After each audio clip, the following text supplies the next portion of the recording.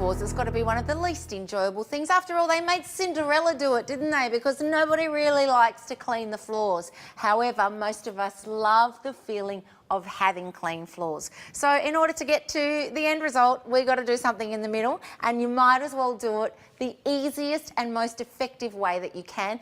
And I certainly think that the mop series that we have here right now is a really great way to do it. Now, what we have is a fabulous bucket. This is a deluxe version of the bucket because it comes with the wheels and it comes with the handle. I'm going to show you that in a moment because as we know, when we mop, there's nothing worse than the drudgery of having to pick it up, carry it to the next point, you know, all of that slopping around that goes along with it.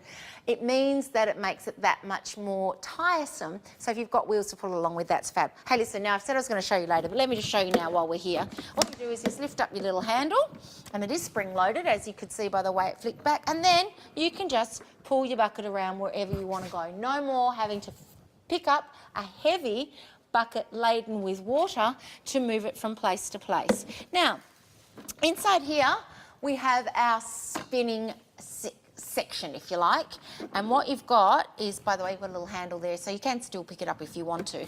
What you've got here is this extra special zooming mechanism, which means that it spins and it's going to get your mop head really dry. Now, we're looking at microfiber here, and it means that you can control the amount of water that's in your mop head. Now, what I've found really fabulous about using this type of mop, as distinct from stinky old fashioned string mops or sponge mops, is that it's really easy to move around, because what you get, let's say for example that's the side of your cupboard, what you end up with is all of these little fibres dragging right along the underside of, we call it your kickboard, don't we?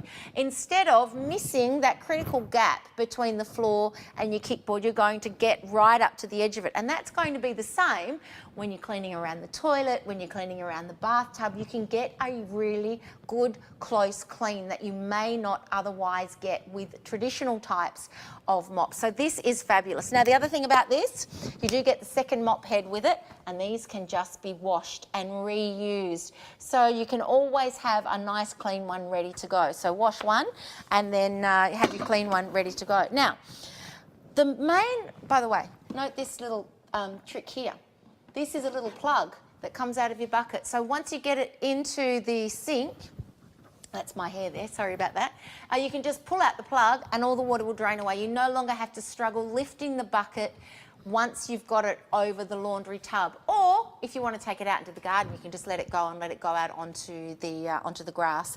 Now, what you've got here is a system, I keep trying to get to the mop and then I keep thinking of all the other little extras. You've also got a little detergent bottle as well that you can fill up so that as you go along, you can just dispense it straight in like so. But the magic with these, aside from all those extras which make it even more special, is the way that it actually spins the mop head. So I'm going to actually have to do it wet because you can't, the little fibres sit up a bit more obviously when they're dry.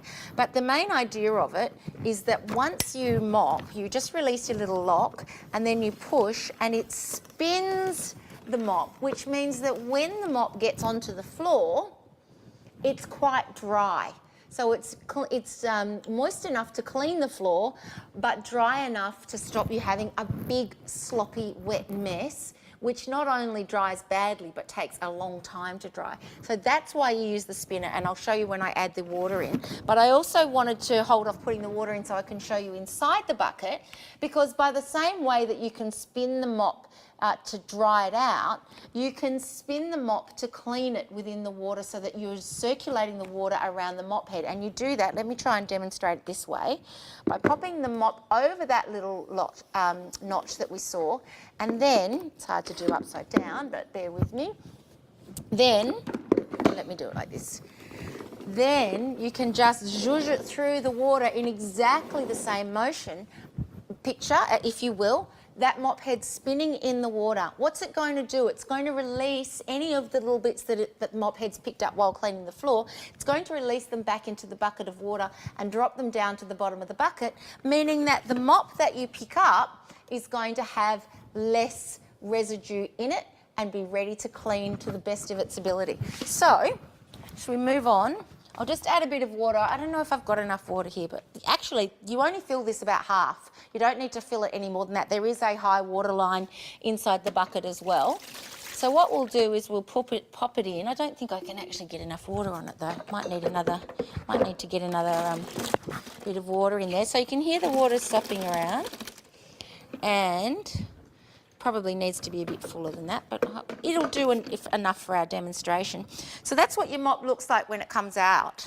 And then all you do is just take it over to here, drop it in like so. You can see all the fibres drop in. Make sure it's unlocked. If you get it home and you go, why isn't it working? It's got to be unlocked, okay? And then you just spin it like so. Now you saw that dripping wet mop, didn't you, when I took it out of the water? And the more you spin it, the drier it will be. And then you lift it out, and instead of dropping a sloppy, wet mop onto the floor, you have this.